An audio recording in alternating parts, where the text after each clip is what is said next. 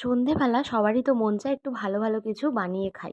তো চলো আজকেও একটা তেমনভাবে টিফিন বানিয়ে নিলাম। খুবই ঝটপট তাড়াতাড়ি।